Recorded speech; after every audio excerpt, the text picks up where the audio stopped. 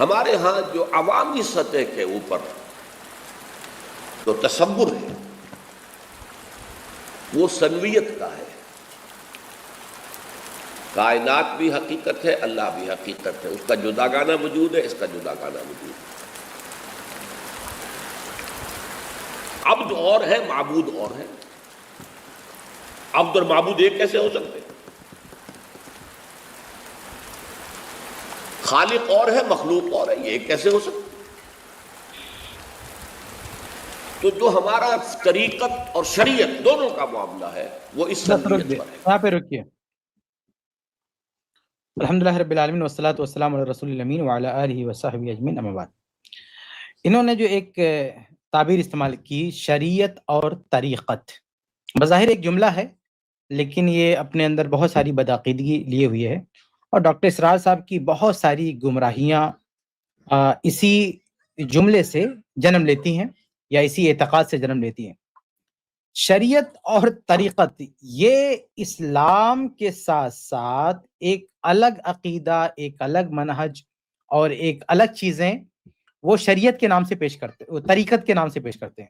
یعنی جو شریعت ہے نا، قرآن حدیث، آپ قرآن حدیث دیکھیں گے، اللہ کے نبی صلی اللہ علیہ وسلم کی حدیث دیکھیں گے، قرآن کی آیات دیکھیں گے، تو اس میں ہدایت کے لیے بس یہی چیز بتائی گئی، قرآن حدیث صحابہ کرام کے مطابق اس کو سمجھنا ہے. لیکن ان لوگوں نے طریقت کے نام سے ایک الگ ہی چیز بنا رکھی ہے، بلکہ طریقت کو جو ہے شریعت پر مقدم کر رکھا ہے. اور ان کے جتنی بھی بدعقیدگی ہیں، حلول کا عقیدہ، وحدت الوجود کا عقیدہ، اور پھر یہ کہ اللہ تعالیٰ سے تعلق کا عقیدہ، اور نبی کا دعویٰ تو نہیں لیکن جو نبی کی صلی اللہ علیہ وسلم کی خصوصیات ہوتی ہیں ان سب پہ قبضہ کرنا، ان سے بھی آگے بڑھنا، یہ سب طریقت کے نام پہ ہوتا ہے. اور جب طریقت کی انتہا کو کوئی پہنچتا ہے، یعنی بہت زیادہ ترقی کر جاتا ہے اس میں، تو کہتے ہیں عارف باللہ. وہ اس طرح کی ان کی اصطلاحات ہے. تو یہ ڈاکٹر صاحب جو یہاں بول گئے نا، شریعت اور طریقت، تو یہ نمائندگی، یہ ان کا یہ جملہ نمائندگی کرتا ہے کہ ان کے اندر کتنی بدعقیدگیاں ہیں. انہوں نے شریعت کے ساتھ ساتھ طریقت کا بھی ایک عقیدہ بنا رکھا ہے جو اپنے آپ میں بہت ساری گمراہیاں لیے ہوئے ہے. اس لیے اس جملے کو نظر میں رکھنا، جو شخص جس کا یہ عقیدہ ہو شریعت اور طریقت. اب صحابہ کرام کے یہاں آپ نہیں دیکھیں گے طریقت کے نام سے کوئی اصطلاح ہے، طریقت کے نام سے کوئی اور چیز ہے، لیکن ان کے یہاں طریقت کے نام سے وہ شیخ، پیر، مرید، سارا جو ان کا پیری مریدی کا کاروبار چلتا ہے وہ سب طریقت کے نام پہ چلتا ہے. آگے بڑھتے ہیں. دونوں کا معاملہ ہے وہ اس سنویت پر ہے. معبود، عبد، خالق، مخلوق، دونوں ہیں، علیحدہ ہیں. اب اس میں پھر کچھ لوگوں کی انتہائی بات چلی گئی ہے، انتہائی بات کہ خدا تو ایک جگہ پر ہے، اس کو جگہ کا نام عرش ہے، عرش پر کرسی رکھی وہ وہاں. بس رک دیجیے. اس کو تھوڑا سا آپ سنیں گے غور سے تو کیا کہہ رہے ہیں کہ خدا ہے، عرش پر ہے، عرش پہ کرسی رکھی ہوئی ہے. اس پہ ذرا تھوڑا سا پیچھے لے کے اس کو پھر سے چلائیں. کتنا تو ایک جگہ پر ہے، اس کو چلی گئی ہے انتہائی بات کہ خدا تو ایک جگہ پر ہے، اس کو جگہ کا نام عرش ہے، عرش پر کرسی رکھی وہ وہاں ہے. سنا آپ نے کہ عرش ہے، عرش پر کرسی رکھی ہوئی ہے، اس پر اللہ ہے. مجھے یہ ڈاکٹر اسرار صاحب ان کے ماننے والے بتائیں کہ 1400 سالہ جو ہمارا اسلامی دور ہے، جو اسلام کی تاریخ ہے، اس میں کس کا یہ عقیدہ ہے کہ عرش ہے، عرش کے اوپر کرسی ہے، اس کے اوپر اللہ تعالیٰ ہے؟ یہ کس کا عقیدہ ہے؟ آپ سوچیں کہ کتنی بڑی جہالت ہے. یہ شخص، یہ صاحب ایسی بات کر رہے ہیں جو سرے سے کسی کا عقیدہ ہی نہیں. یعنی کرسی کا مطلب کیا سمجھ کے رکھا؟ جو آدمی کرسی کو نہ سمجھ سکے وہ اللہ رب العالمین کی صفات پر بس بات کرتا ہے. آپ سوچیں، یہ بہت بڑی جہالت کی بات ہے کہ جو عربی زبان میں مہارت نہ رکھے وہ عقیدے کے مسائل میں نہ صرف یہ کہ باتیں کر رہا ہے، بلکہ بڑے بڑے اہل علم جو عقیدے کے ماہر تھے، عقیدے کے امام تھے، ان پر جو ہے گرفت کر رہا ہے. آپ دیکھیں گے آگے شیخ ابن تیمیہ رحم اللہ کی طرف ان کا اشارہ ہے. شیخ ابن تیمیہ رحم اللہ کے سامنے ان کی کیا اوقات ہے، ان کی کیا حیثیت ہے بتائیے. یہ صاحب جن کو عربی تک نہیں آتی ہے، جن کو کرسی کا مطلب تک نہیں سمجھ میں آیا، انہوں نے عرش کے اوپر کرسی رکھ دیا. انہوں نے عرش کے اوپر کرسی رکھ دیا، پھر کہا اس کے اوپر جو ہے اللہ تعالیٰ ہے. یہ عرش کے اوپر کرسی ہے، یہ کس کا عقیدہ بھیا؟ تو یہ جو کنفیوژن ان کے ذہن میں آیا ہے، جو غلط فہمی ہے، جو آدمی اتنی بھی استطاعت نہیں رکھتا ہے کہ عرش اور کرسی کا معاملہ سمجھنے سے قاصر ہے، وہ اللہ تعالیٰ کی صفات پر نہ صرف بات کر رہا ہے بلکہ اللہ تعالیٰ کی صفات کے بارے میں جو ماہرین ہیں، جو عقیدے کے امام ہیں، ان پہ گرفت کر رہا ہے. تو بھائی وہ کرسی انہوں نے اپنی کرسی سمجھ کے رکھا نا. یہ دوسروں کو متون کرتے ہیں کہ انہوں نے صفات کے بارے میں کیا کیا کہہ دیا. خود کا معاملہ ہے کہ کرسی کو اپنی کرسی کی طرح سمجھ لیا کہ عرش ہے، اس کے اوپر جو ہے کرسی ہے، جبکہ ایسا معاملہ نہیں ہے. اللہ جو ہے اللہ رب العالمین عرش پر ہے، اور کرسی کیا ہے؟ اللہ تعالیٰ کا جو عرش ہے وہ کرسی کے اوپر ہے. یہ اپنی دنیاوی کرسی پہ قیاس نہ کریں. اللہ تعالیٰ کے قدم کی جو جگہ وہ کرسی ہے، تو اللہ تعالیٰ کا جو عرش ہے وہ کرسی کے اوپر ہے. یہ اصل معاملہ ہے. لیکن یہ اپنے حساب سے قیاس کر رہے ہیں کہ ایسا لگ رہا ہے کوئی تخت لگا کے بیٹھا ہوا آدمی، اس پہ کوئی کرسی رکھ کے، جیسے یہ اسٹیج پہ تقریر کرتے ہیں، تخت ہوتا ہے پھر جو ہے اس پہ کرسی رکھ دے، اس پر یہ بیٹھتے ہیں. اس طرح سے انہوں نے اللہ تعالیٰ کا معاملہ سمجھ لیا اور منسوب کر دیا کہ کسی کا ایسا عقیدہ، حالانکہ ایسا کسی کا بھی کوئی عقیدہ نہیں ہے. آگے بڑھتے ہیں. وہ جو ہمارے ساتھ ہے یہ کائنات میں، وہ صفاتی اعتبار سے ہے کہ وہ ہمیں حیران دیکھ رہا ہے، ہمیں دیکھ رہا ہے، ہماری بات سن رہا ہے، تو گویا کہ ہمارے ساتھ ہے، گویا کہ ہمارے ساتھ ہے. ذاتی طور پر وہ ہمارے ساتھ نہیں. بس یہاں پہ رکتے ہیں. اب یہ کہنا چاہتے ہیں کہ اللہ رب العالمین ہم کو دیکھ رہا ہے، گویا کہ ہمارے ساتھ ہے، ذاتی طور پر ہمارے ساتھ نہیں ہے. یہ کہنا یہ چاہتے ہیں کہ ذاتی طور پر اللہ تعالیٰ ہمارے ساتھ ہے، اس کا کسی نے انکار کر کے ایک انتہا پہ کوئی پہنچ گیا، یعنی اس عقیدے کا جو ان کی نظر میں شاید ثابت شدہ ہوگا، اور اس کو کوئی نہیں مان رہا ہے کہ اللہ تعالیٰ ذاتی طور پر ہمارے ساتھ ہے، اس کا کوئی انکار کر رہا کہ نہیں، ذاتی طور پر نہیں ہے بلکہ وہ صفاتی طور پہ ہمارے ساتھ ہے. سوال یہ پیدا ہوتا ہے کہ اللہ تعالیٰ ہمارے ساتھ ہے ذاتی طور پر، یعنی اللہ تعالیٰ کی ذات ہمارے ساتھ ہے، دنیا میں دھرتی پر ہمارے ساتھ موجود ہے. یہ آپ نے کہاں سے لیا؟ یہ عقیدہ آپ نے لیا کہاں سے لفظ آیا؟ ابھی ایک کلپ جو پچھلی اسٹریم میں چلائی گئی تھی علی مرزا کی، اس شخص نے بھی بہت بڑی باتیں کی کہ دیکھیے جو دیوبندی لوگ ہیں تو اللہ تعالیٰ کو ہر جگہ مانتے ہیں، اور جو سلفی لوگ ہیں وہ اللہ تعالیٰ کی معیت کا انکار کرتے ہیں، اس کی تعویل کرتے ہیں، اس سے مراد علم لیتے ہیں. اسی طرح کی بات، اور وہ بھی بندہ انہی سے سیکھا ہوا ہے. تو یہ جو ہے ابن تیمیہ رحمہ اللہ کی طرف اشارہ کر رہے ہیں. آگے وہ نام بھی لیں گے، وہ اس ویڈیو میں انہوں نے نام بھی لیا ہے کہ یہ جو اللہ تعالیٰ کی معیت کا معاملہ ہے اس کا انکار کر دیا. یعنی سلفیوں پر یہ الزام ہے کہ سلفیوں نے اللہ تعالیٰ کی جو صفت معیت ہے اس کی تعویل کر دی، اس کو علم کے معنی میں لے لیا اور اس کو حقیقی معنی میں نہیں لیا.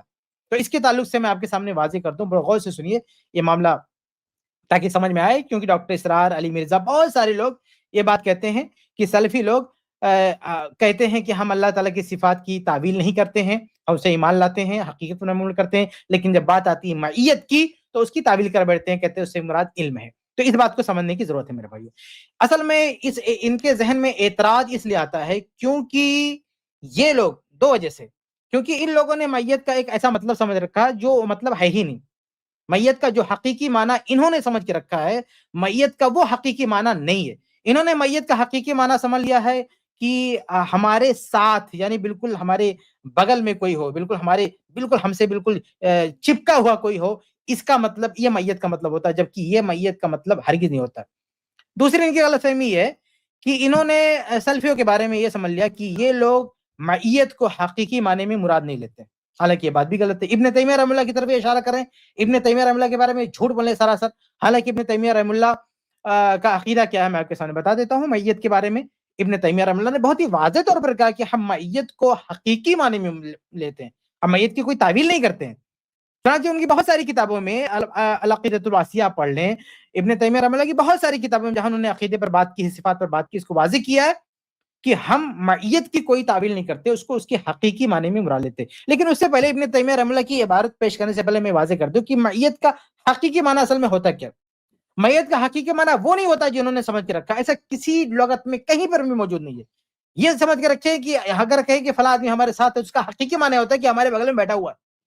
یہ ان کی نگاہ میں یہ معنی، جبکہ معیت کا یہ معنی اہل عرب کے ہاں نہیں ہے، یہ حقیقی معنی اہل عرب کے ہاں نہیں. معیت کا اصل معنی کیا ہوتا ہے؟ کسی کے بارے میں کہا جائے کہ یہ فلاں کے ساتھ ہے، تو معیت کا جو حقیقی معنی ہوتا ہے وہ صرف ربط کا ہوتا ہے، یعنی ایک طرح سے لنک ہے، ایک طرح سے ربط ہے، یہ اس کا حقیقی معنی ہوتا ہے۔ لیکن یہ یعنی آپ تعلق کہہ لیں کہ ایک طرح کا تعلق، جب کہتے ہیں کہ فلاں کے ساتھ ہے تو اس کا مطلب فلاں کا فلاں سے کوئی ربط ہے، کوئی تعلق ہے، تو معیت کا حقیقی معنی یہی ہوتا ہے، تعلق۔ لیکن یعنی تعلق آپ ربط کہہ لیں، تعلق کہہ لیں، یہ حقیقی معنی ہوتا ہے۔ تو اس حقیقی معنی کی ہم کوئی تعویل نہیں کرتے، ہم معیت کی کوئی تعویل نہیں کرتے، اس کو حقیقی معنی میں ہی مراد لیتے ہیں۔ لیکن یہ جو تعلق ہے اللہ رب العالمین کا معیت، وہ حقیقی معنی میں جیسا اللہ رب العالمین کے لائق ہے، جیسا اللہ رب العالمین کے شان ہے، وہ حقیقی معنی ہے۔ تو ہم اس کی کوئی تعویل نہیں کرتے معیت کی، یہ اچھی طرح سمجھ لیں، ہم اسے حقیقت پر محمول کرتے ہیں جو اس کا معنی ہے۔ لیکن یہ حقیقی معنی اس بات کا متقاضی نہیں ہے کہ اللہ تعالیٰ، یعنی اگر کوئی زمین پر بندے ہیں تو اگر کہے کہ اللہ تعالیٰ بندوں کے ساتھ ہے تو اس کا مطلب کہ ان کے پاس بیٹھا ہوا ہے، ان کے پاس ہے، ان کے بغل میں، یہ میت کا معنی ہے ہی نہیں۔ میت کا حقیقی معنی انہوں نے اپنے گھر سے گڑھ لیا کہ میت کا مطلب ہوتا ہے کہ ہمارے ساتھ، یہ اہل زبان کی، اہل عرب کے معنی ہی نہیں۔ اب تم حقیقت کا معنی ایک اپنی طرف سے تم نے گڑھ لیا ہے اور کہتے ہو کہ نہیں یہ سلفی ہے، ابن تیمیہ رحمہ اللہ اس معنی کی تعویل کرتے، کوئی تعویل نہیں کرتے، حقیقی معنی میں بنا لیتے۔ اب رہا مسئلہ ہے کہ پھر جو سلف سے یہ ملتا ہے کہ وہ جو ہے کہتے ہیں کہ اللہ تعالیٰ ساتھ میں ہے، یعنی اللہ تعالیٰ دیکھ رہا ہے، یہ اصل میں اس کا لازمی مفہوم ہے۔ معیت کا بھی ایک معنی ہے، اس مفہوم میں یہ شامل ہے کہ اللہ تعالیٰ کا علم یعنی لازم ملزوم ہے، یعنی اس صفت کے ساتھ اللہ تعالیٰ کا علم ایک لازمی جو ہے تقاضا ہے، لازمی طور پر اللہ تعالیٰ کے ساتھ اس صفت کے ساتھ موجود ہے۔ اس لیے سلف جب میت کی بات آتی ہے تو یہ بھی کہتے ہیں کہ میت کا مطلب اللہ تعالیٰ اپنے علم کے اعتبار سے، اور جب یہ بار بار جو علم کی بات کی جاتی ہے وہ اصل میں اس عقیدے کی تردید میں جو ان جیسے جوہلا نے اپنا رکھا ہے کہ نہیں اللہ تعالیٰ ہر جگہ موجود ہے، اللہ تعالیٰ ہمارے ساتھ موجود ہے، ذات کے اعتبار سے موجود ہے۔ تو جو سلف یہ کہتے ہیں نا کہ علم کے اعتبار سے، اصل میں اس بدعقیدگی کی تردید کے لیے کہتے ہیں کہ اللہ تعالیٰ کی جو صفت معیت ہے اس سے کوئی یہ نہ سمجھ لے کہ اللہ تعالیٰ جو ہے ساتھ میں موجود ہے۔ تو جو اس کا لازمی مفہوم ہے علم، اس کی تشریح میں وہ علم کی بات کرتے۔ تو یہ دونوں چیزیں سمجھنے کی ضرورت ہے کہ معیت کا حقیقی جو معنی ہے اس میں کوئی تعویل نہیں کرتے، اور جو علم کی بات کرتے ہیں وہ اس کا لازمی معنی مفہوم ہے، اور جو ایک بدعقیدگی ہے اس کی تردید مقصود ہے۔ اس لیے سلف سے ہم کو یہ ملتا ہے کہ اللہ تعالیٰ ساتھ ہے، اس کا مطلب یہ ہے کہ اللہ رب العالمین جو ہے علم کے اعتبار سے اللہ تعالیٰ جو ہے عالم ہے اور دیکھتا ہے، یہ ہے مطلب۔ اب آئیے میں ابن تیمیہ رحمہ اللہ کی عبارت دکھاتا ہوں جو انہوں الزام لگا رہے ہیں کہ بھائی حقیقی معنی مراد نہیں لیتے، یعنی تعویل کرتے۔ تو ابن تیمیہ رحمہ اللہ کیا فرماتے ہیں ذرا دیکھیں آپ۔ یہ ابن تیمیہ رحمہ اللہ کی عبارت جو ہے مجموع الفتاوی جلد 5 صفحہ 103 پر آپ دیکھیں گے، اور بھی کئی کتابوں میں اس طرح کی باتیں انہوں نے کی ہے۔ فرماتے ہیں کہ وَذَلِكَ أَنَّ كَلِمَةَ مَعَ فِي اللُّغَةِ إِذَا أُطْلِقَتْ فَلَيْسَ ظَاهِرُهَا فِي اللُّغَةِ إِلَّا الْمُقَارَنَةُ الْمُطْلَقَةُ۔ کہتے ہیں کہ یہ معیت کا جو لفظ ہے، ما کا جو لفظ ہے، عربی زبان میں جب اس کا اطلاق ہوتا ہے تو یہ مطلق مقارنت کے بارے میں، یعنی ایک طرح کا ربط کا معنی دیتا ہے، ایک طرح کے تعلق کا معنی دیتا ہے، یہ مطلق تعلق کا معنی دیتا ہے، اس سے ہٹ کر کوئی اور معنی نہیں دیتا۔ جب یہ ما کا لفظ ہے عربی زبان میں، عرب جب اس کا استعمال کرتے ہیں تو اس سے ایک تعلق، ایک مقارنت کا پتہ چلتا ہے۔ من غیر عجوب مماست او محاذات عن یمین او شمال، اس لفظ کا یہ تقاضا نہیں ہوتا ہے، جب یہ لفظ بولا جاتا ہے اس کا یہ تقاضا نہیں ہوتا ہے کہ اس لفظ سے یہ لفظ یہ بھی مفہوم بتا رہا ہے کہ کوئی بغل میں ہے، دائیں ہے، بائیں ہے، ہمارے ساتھ موجود ہے، ہم سے چپکا ہوا ہے، یہ مطلب یہ ما کا حقیقی معنی نہیں ہے۔ اہل عرب کے ہاں اس لفظ کا یہ معنی نہیں ہے، اس لفظ کا معنی مطلق مقارنت ہے، اس کا حقیقی معنی ہے، لیکن اس کا یہ معنی نہیں ہے کہ آپ کے دائیں بائیں کوئی آ گیا ہے اس کے لیے ما کا لفظ استعمال ہوتا ہے، یہ عربی زبان میں اس کا معنی نہیں ہے۔ آگے کہتے ہیں فَإِذَا قُيِّدَتْ بِمَعْنَى مِنَ الْمَعَانِ دَلَّتْ عَلَى الْمُقَارَنَةِ فِي ذَلِكَ الْمَعْنَى۔ اب جب کبھی مقید ہو کر آتا ہے ما کے ساتھ کچھ اور سیاق اور سباق، کچھ اور چیز آتی ہے آگے پیچھے، تو اس سے پتہ چلتا ہے کہ یہ جو ما کا تعلق ہے اور ساتھ میں کیا چیز ہے۔ آگے فرماتے ہیں فَإِنَّهُ يُقَالُ، اب اس کو وقت مثال سے سمجھا رہے ہیں کہ ما کا مطلب کیا ہوتا ہے، یعنی ما کا حقیقی معنی مقارنت کا ہوتا ہے، بغیر اس جو ہے تقاضے کے، یعنی اس کے ساتھ یہ لازم ملزوم نہیں ہوتا ہے کہ وہ تمہارے جو ہے بغل میں بیٹھا ہوا ہے، دائیں بائیں ہے، یہ ما کا مطلب نہیں ہوتا۔ اب اس کو سمجھانے کے لیے کہتے ہیں کہ کہا جاتا ہے، یعنی عرب کہتے ہیں ما زلنا نسیر والقمر معنا، کہ ہم چل رہے تھے چاند ہمارے ساتھ ہے. اب دیکھیے اہل عرب کے ہاں یہ بولا گیا کہ ہم چل رہے ہیں چاند ہمارے ساتھ ہے، ظاہر سی بات ہے کہ چاند ساتھ میں نہیں رہتا. تو یہاں ایک الگ طرح کی، یعنی یہاں مع کا یہ تقاضا نہیں ہوا کہ باقاعدہ ہمارے ساتھ موجود ہے. آگے لکھتے ہیں کہ وَالنَّجْمَ مانا، یا کہتے ہیں ستارے ہمارے ساتھ ہیں. وَيُقَالُ، اور کہا جاتا ہے هَذَا الْمَتَاعُ مَعِي لِمُجَامَعَتِي لَكَ وَإِنْ كَانَ فَوْقَ رَاسِكَ، یعنی آپ اگر اپنے سر کے اوپر کوئی چیز رکھ لیں تو کہتے ہیں یہ ہمارے ساتھ ہے، حالانکہ وہ چیز آپ کے سر کے اوپر ہے. فَاللَّهُ مَا خَلْقِهِ حَقِيقَةً وَهُوَ فَوْقَ عَرْشِهِ حَقِيقَةً، کہتے ہیں کہ اللہ تعالیٰ حقیقت میں اپنے مخلوق کے ساتھ ہے اور اللہ تعالیٰ حقیقت میں عرش پر موجود ہے. تو مع کا جو لفظ ہے وہ مطلق مقارنت کا معنی، اس کا جو حقیقی معنی، اس حقیقی معنی کو ہم ختم نہیں کرتے، ہم اس حقیقی معنی کو مراد لیتے ہیں. اس کے ساتھ میں چونکہ اس معنی کا یہ لازمی تقاضا ہے کہ اللہ تعالیٰ دیکھ رہا ہے، سن رہا ہے، بلکہ قرآن میں ایک جگہ ہے بھی، اللہ تعالیٰ کہتا ہے کہ فرعون کے پاس جاؤ، انی اسمع و ارا، میں دیکھ رہا ہوں، سن رہا ہوں. تو اس میت کا وہ حقیقی معنی بھی ہوتا ہے کہ اللہ تعالیٰ دیکھ رہا، سن رہا، اللہ تعالیٰ آگاہ ہے، تو اس چیز کو بھی بیان کر دیا جاتا ہے. لیکن یہ الزام کی معیت کے لفظ میں تعویل کرتے ہیں، یہ غلط ہے. اس کو حقیقی معنی پر محمول نہیں کرتے، یہ غلط بات ہے. معیت کا جو حقیقی مفہوم ہے، سلف اور سلفی حضرات اسی حقیقی معنی میں اس کو لیتے ہیں، اور ساتھ میں جو اس کا لازمی معنی ہے اس کو بھی بیان کرتے ہیں، علم. لیکن اس کی کوئی تعویل نہیں کرتے. ان کے ذہن میں جو شبہ آتا ہے تعویل کا، وہ اس لیے آتا ہے کیونکہ انہوں نے حقیقی معنی کچھ اور سمجھ کے رکھا ہوا ہے. انہوں نے حقیقی معنی معیت کا سمجھ کے رکھا کہ ہمارے ساتھ موجود ہے، ہمارے بغل میں موجود ہے، یہ مطلب ہوتا ہے. یہ حقیقی معنی لفظ ماں کا ہوتا ہی نہیں ہے اہل عرب میں. یہ تو تمہارے من کی گھڑی ہوئی باتیں ہیں.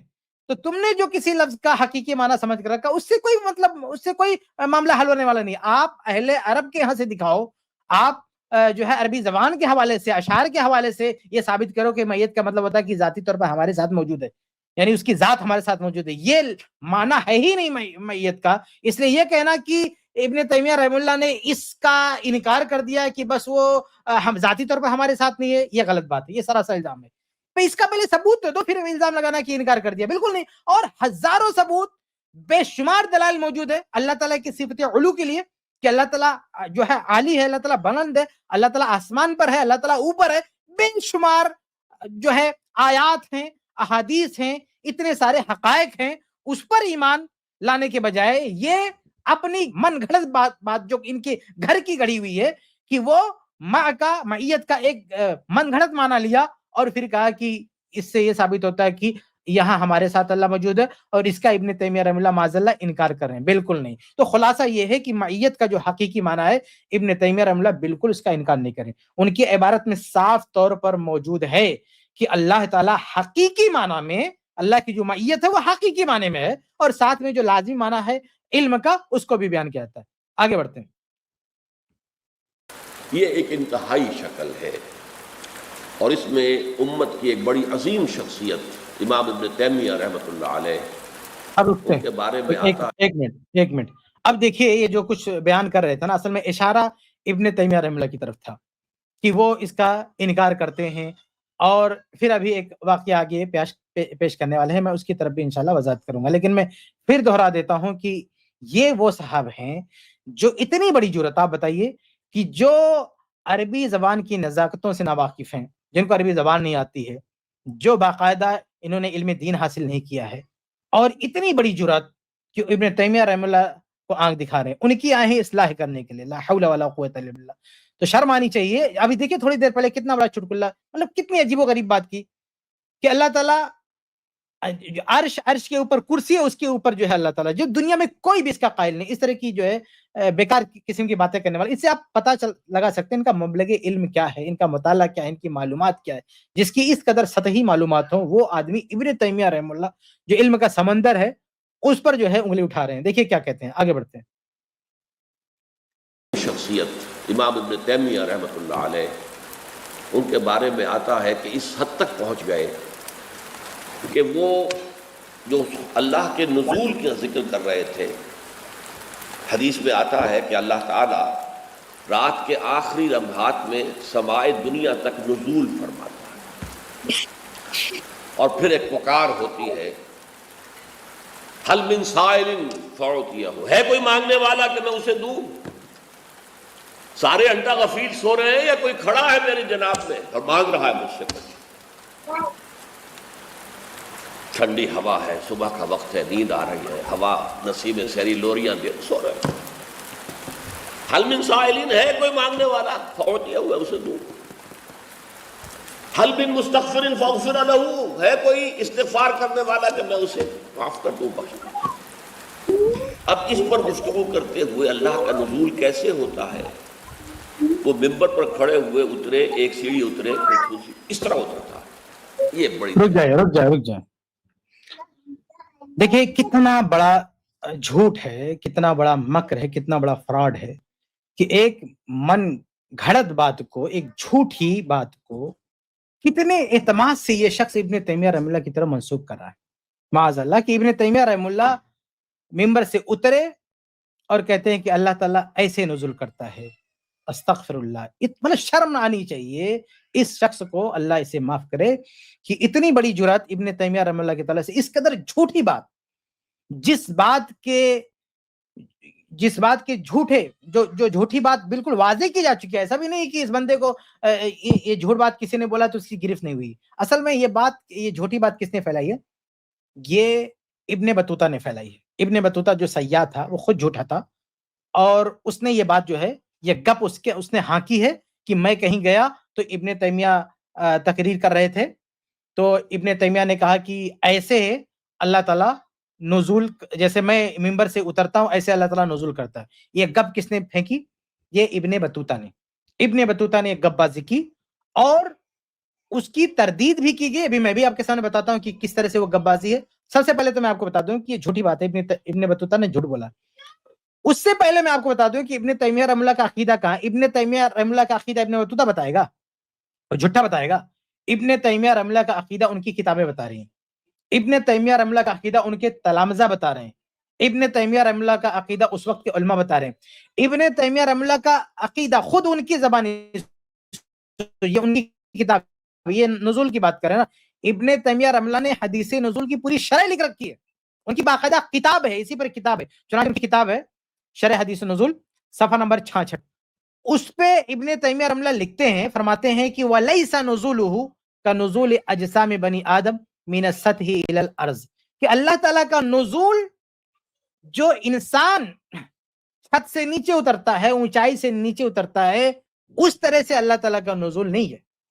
آپ سوچئے کہ ابن تیمیہ رحمہ اللہ نے تشبیہ سے بالکل انکار کیا کہ ہم مخلوق سے، یعنی انسان جس طرح سے اونچائی سے نیچے اترتا ہے، ہم اس طرح سے اللہ تعالیٰ کے نزول کو نہیں مانتے، ہم تشبیہ نہیں دیتے۔ ابن تیمیہ رحمہ اللہ کا یہ اعلان، یہ عقیدہ، یہ وضاحت ان کی اپنی کتاب میں موجود ہے، جو کتاب آج آپ کو کہیں بھی مل جائے گی۔ اتنی بڑی سچائی اور اتنی بڑی حقیقت کے ہوتے ہوئے یہ شخص کس طرح سے جھوٹی بات ابن تیمیہ رحمہ اللہ کی طرف منسوب کرا کہ ابن تیمیہ رحمہ اللہ نے ایسا کہا۔ معاذ اللہ، ان کی کتابیں آپ کو توفیق ہوتی، جا کے آپ ابن تیمیہ رحمہ اللہ کی کتابیں پڑھتے ہیں، ان کی اسے پتہ چلتا ہے کہ اس بندے نے ابن تیمیہ رحمہ اللہ کی عقیدے کی کوئی ایک کتاب ہی نہیں پڑھی ہے۔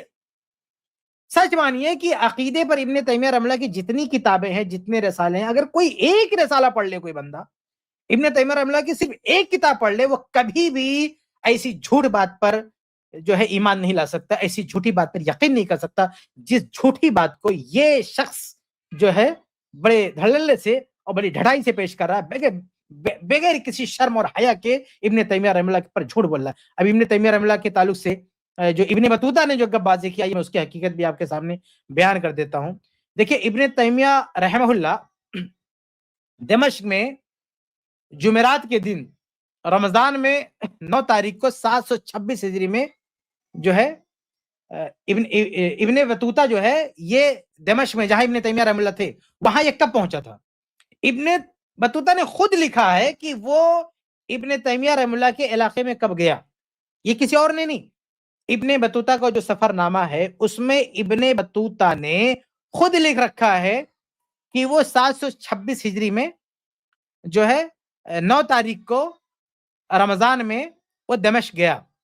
یہ جو ابن بطوطہ کی کتاب ہے صفحہ نمبر 297، اس پہ اس نے خود لکھا ہے، جبکہ یہ جو تاریخ اس نے درج کی ہے کہ یہ ابن تیمیہ رحمہ اللہ کے علاقے میں کب آیا، ابن تیمیہ رحمہ اللہ اسی سال 1 مہینہ پہلے شعبان میں، یہ رمضان میں پہنچا تھا، شعبان میں ابن تیمیہ رحمہ اللہ قید کیے جا چکے تھے، یعنی جیل میں وہ پہنچ چکے تھے. وہ ممبر پر مسجد میں خطبہ دینے کے لیے موجود ہی نہیں تھے. جس ڈیٹ میں ابن بطوطہ کی انٹری ہوئی ہے دمشق میں، اس ڈیٹ سے اس سے 1 مہینہ پہلے ابن تیمیہ رحمہ اللہ جیل جا چکے ہیں، اور ابن تیمیہ رحمہ اللہ تقریباً 2 سال تک قید میں رہے. اب یہ بہت ساری کتابوں میں آپ کو یہ مل جائے گا، جیسے امام ذہبی رحمہ اللہ کی کتاب معجم شیوخ، عیان الاسر سفدی کی کتاب ہے، اور بہت ساری کتاب ہے. اس پر میرا پورا ایک مقالہ بھی ہے، آپ نیٹ پہ جا کے دیکھ سکتے ہیں، تفصیل سے میں نے سارے حوالے دیے ہیں. تو ابن بطوطہ جب دمشق پہنچا اس سے 1 مہینہ پہلے ابن تیمیہ رحمہ اللہ جیل گئے، اور وہیں پر ان کا انتقال ہوا، وہیں پر ان کی وفات ہوئی. یعنی شعبان میں جب جیل گئے تو جیل سے باہر نہیں آئے، وہیں ان کا انتقال ہو گیا. اور جیل میں جانے کے بعد یہ ابن بطوطہ ان کے علاقے میں آتا ہے اور کیا کہتا ہے، میں نے ابن تیمیہ رحمہ اللہ کو تقریر کرتے ہوئے دیکھا. وہ اتر رہے تھے تو انہوں نے کہا کہ ایسے اللہ تعالیٰ نزول کرتا ہے، تو پتہ چلا کہ یہ جھوٹ بول رہا ہے. اس سے بہت ہی واضح طور پر معلوم ہوا کہ ابن بطوطہ نے ابن تیمیہ رحمہ اللہ پر صاف جھوٹ بولا ہے. ابن تیمیہ رحمہ اللہ جبکہ اسی شعبان میں جب گئے تھے جیل میں، اسی قید میں آپ کا انتقال ہو گیا تھا. آپ یہ اور بھی کتابیں دیکھتے ہیں، ابن کثیر رحمہ اللہ ان کے شاگرد ہیں، ان کی کتاب بدایہ نہایہ جلد 14 صفحہ 123 پہ دیکھ سکتے ہیں، طبقات الحنابلہ جلد 2 صفحہ 405 پہ دیکھ سکتے ہیں، اور بھی بہت ساری کتابوں میں دیکھ سکتے ہیں. یہی وجہ ہے کہ ابن بطوطہ کو کذاب کہا ہے، ابن بطوطہ کو جھوٹا لوگوں نے کہا ہے. ابن خلدون نے بھی مقدمہ میں لکھا ہے صفحہ نمبر 228 پر کہ لوگوں نے ابن بطوطہ کو جو ہے جھوٹا شمار کیا. اس نے جو باتیں، جو قصے کہانیاں بیان کی، تو لوگوں نے اسے اس کی قصہ بیانی میں اسے سچا نہیں مانا، اس کو جھوٹا قرار دیا. یہ ابن خلدون نے لکھا ہے. اس کے علاوہ ایک اور بات ہے کہ ابن بطوطہ کا جو سفر نامہ ہے، وہ سفر نامہ ابن بطوطہ نے خود نہیں لکھا اپنے ہاتھ سے، بلکہ ابن بطوطہ کا سفر نامہ کسی اور نے لکھا ہے. اور جس نے یہ ابن عبداللہ بن جزی ہے، اس نے وہ سفر نامہ لکھا ہے، اور یہ جس نے لکھا ہے اسے بھی لوگوں نے جھوٹا کہا ہے. اسے بھی ابن حجر رحمہ اللہ کی کتاب ہے الدرر الکامنہ، تو اس میں بھی انہوں نے لکھا ہے کہ بعض نے اس کو جھوٹا کہا ہے، بعض اس کو بری مانتے تھے، سچا مانتے تھے، لیکن اس پر بھی جھوٹ بولنے کی تہمت ہے کہ اس کو بھی جھوٹا کہا گیا. تو بہرحال دونوں میں سے کنفرم ہے کہ کوئی ایک جھوٹ بول رہا ہے، یا تو ابن بطوطہ نے خود جھوٹ بولا اگر اس لکھنے والا سچا ہے. اگر ابن بطوطہ نے یہ جھوٹ نہیں گڑھا ہے تو جو لکھنے والا ہے سفر نامہ وہ جھوٹا ہے، کنفرم کہ اسی نے یہ جھوٹ جو ہے بولا ہے.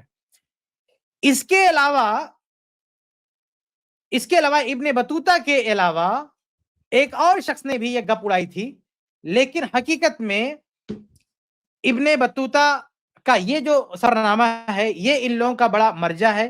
اس کی بنیاد پر یہ لوگ ابن تیمیہ رحمہ اللہ پر یہ الزام لگاتے ہیں کہ انہوں نے یہ کہا کہ جیسے میں جو ہے نزول کرتا ہوں، ممبر سے اتر رہا ہوں، ایسے ہی اللہ رب العالمین نزول کرتا ہے. تو یہ ابن تیمیہ رحمہ اللہ پر لگایا ہوا جھوٹا الزام ہے، اس کی کوئی حقیقت نہیں ہے. آگے بڑھتے ہیں. وہ ممبر پر کھڑے ہوئے اترے، ایک سیڑھی اترے، پھر دوسری، اس طرح اترتا. یہ بڑی زیادتی ہے. اصل جو ہمارے لیے سیف موقف ہے وہ کیا ہے؟ اللہ دیکھتا ہے، کیسے دیکھتا ہے ہم نہیں جانتے، یہ میں آپ کو بتا چکا ہوں. اللہ سنتا ہے، کیسے سنتا ہے یہ ہم نہیں جانتے. اللہ کا ہاتھ قرآن میں ذکر آیا، ید اللہ فوق ایدیہم، اللہ کا ہاتھ ہے، کیسا ہے ہم نہیں جانتے. اللہ کا چہرہ ہے، یریدون وجہہ، اللہ کا چہرہ ہے، کیسا ہے ہم نہیں جانتے. اللہ کی پنڈلی ہے، یوم یکشف عن ساق، سورہ نون کے اندر آ گیا ہے، کیسی ہے وہ ہم نہیں جانتے. اللہ اترتا ہے، کیسے اترتا ہے ہم نہیں جانتے. یعنی جو چیزیں قرآن میں آئی ہیں، جو چیزیں حدیث میں آئی ہیں، ان کو مان لو، اس کی کیفیت کے اندر نہ جاؤ بحث میں. اس میں جاؤ گے تو پھر بہت دور دور تک انسان نکل جائیں گے، پھر دور انتہا کو پہنچ جائیں گے. دیکھیے یہ لاسٹ میں یہ کہتے ہیں کہ جیسے قرآن میں آیا ہے مان لو. بھائی ابن تیمیہ رحمہ اللہ نے تو یہی سکھایا، سلفیوں کا تو یہی عقیدہ ہے کہ جو صفت اللہ رب العالمین کے بارے میں جیسے آئی ہے ویسے مان لینا ہے. بے شمار آیات اور احادیث ہیں اللہ تعالیٰ کی صفت علو کے بارے میں. الحمدللہ سلفی حضرات یہ مانتے ہیں, ابن تیمیہ رحمہ اللہ بھی مانتے ہیں, ان کی عقیدے پر صفات پر باقاعدہ کتابیں ہیں, کئی کتابیں ہیں. ڈاکٹر اسرار تو ان کی ایک سطر کے برابر ان کی پوری معلومات نہیں پہنچ سکتی جو عقیدے میں ابن تیمیہ رحمہ اللہ نے لکھا ہے. اور یہ جس صفت کا یہ تقاضا کر رہے ہیں, یہ اصل میں یہ کہنا نا کہ جیسا آیا مان لو, یہ کہنا چاہتے ہیں وہ معیت جو ہے نا کہ اللہ تعالیٰ ساتھ میں یعنی ہر جگہ, وہ بھی مان لو. ارے بھائی وہ تمہارا بیان کی تمہاری مانی ہوئی بات ہے, تمہاری گھڑنتو بات ہے.